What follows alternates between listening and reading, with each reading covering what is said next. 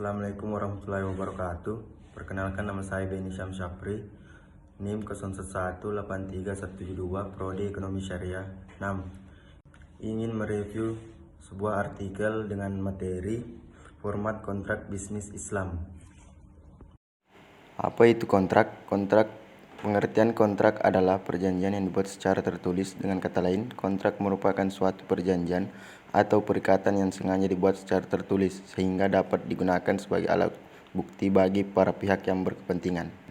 Sebagaimana lazimnya dalam pembuatan kontrak, tentunya akan dimulai dengan hal-hal yang bersifat fundamental.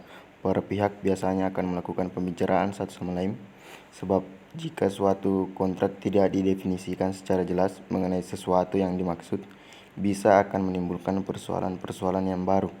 Kontrak baku telah digunakan secara meluas dalam dunia bisnis sejak lebih dari 80 tahun lamanya. Adanya kontrak baku karena dunia bisnis memang membutuhkannya. Oleh karena itu, lambat laun kontrak diterima oleh masyarakat. Namun di era sekarang ini seluruh lapisan masyarakat Indonesia belum tentu dapat menerima kontrak baku sepenuhnya. Kontrak baku memang sudah biasa digunakan dalam perjanjian pembiayaan di perbankan konvensional, bahkan juga pada perbankan syariah.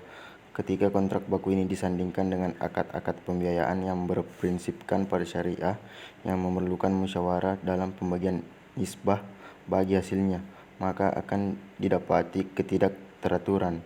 Salah satu contohnya saja akad pembiayaan mudharabah atau bagi hasil. Dalam setiap kegiatan usaha yang berjalan di Indonesia, baik itu antar pemilik dengan karyawan maupun kemitraan, harus terdapat kontrak kerjasama yang jelas sehingga dapat melindungi kedua belah pihak apabila terjadi hal-hal yang tidak diinginkan di kemudian hari. Dalam akad mudharabah diperlukan adanya kesepakatan nisbah yang tepat di antara bank dengan nasabah. Perjanjian pembiayaan mudharabah dapat juga dilakukan antara beberapa penyedia dana dan pelaku usaha. Jika usaha mengalami kerugian, maka seluruh kerugian ditanggung oleh pemilik dana, kecuali jika ditemukan adanya kelalaian atau kesalahan oleh pengelola dana, seperti penyelewengan, kecurangan, dan penyalahgunaan dana. Keuntungan usaha secara mudharabah dibagi menurut kesepakatan yang dituangkan dalam kontrak, sedangkan apabila rugi ditanggung oleh pemilik modal selama kerugian itu bukan akibat kelalaian si pengelola. Apabila kontrak baku disandingkan dengan akad pembiayaan mudharabah yang notabene-nya akad yang memerlukan musyawarah, maka akan terjadi ketidakselarasan. Problematika ini akan berdampak pada kehidupan nasabah, di mana nasabah akan merasa dirugikan atas kontrak yang dibuat secara sepihak tersebut. Pada awalnya nasabah ingin mendapat modal untuk usahanya karena isi kontraknya memberatkan, maka pilihan dari nasabah hanya meninggalkan atau tidak jadi melakukan pembiayaan dengan bank.